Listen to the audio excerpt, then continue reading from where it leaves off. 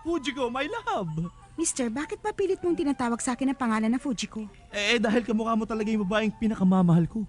Ang pangalan ba niya ay Fujiko? Mahilig siya sa pera, lalo na sa ginto, matigas ang ulo niya at lagi niya akong tinatraydor. Sobra pala siya. Pero yun naman talaga ang gustong gusto ko sa kanya eh. Kaya mahal ko. Sa palagay ko, sinusubukan lang talaga niya ako kung gaano ako katatag. Yan naman ang hindi ko maintindihan sa mga lalaking katulad mo.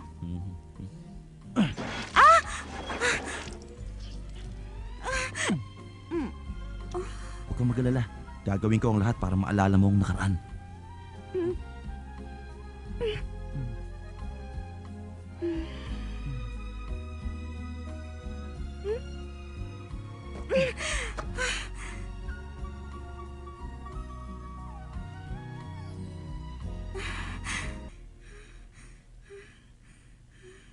Ha?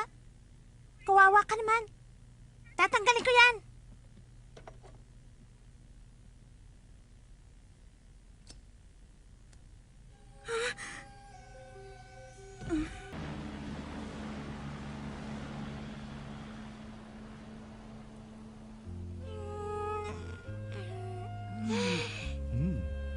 Sa wakas tulog na silang dalawa. Maangkin na kita. Tumigil ka nga sa kalokohan mo, Lupin. Teka, bumalik na ang alaala mo? May taong kumokontrol sa akin dahil dito. Kapag naisuot nila sa ang bracelet na ito, wala ka na magagawa kundi sundin ang gusto nila.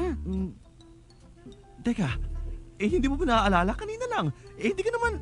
Nakalimutan ko na. Pwede ba isuot mo ulit yung bracelet? Sige na. Ha!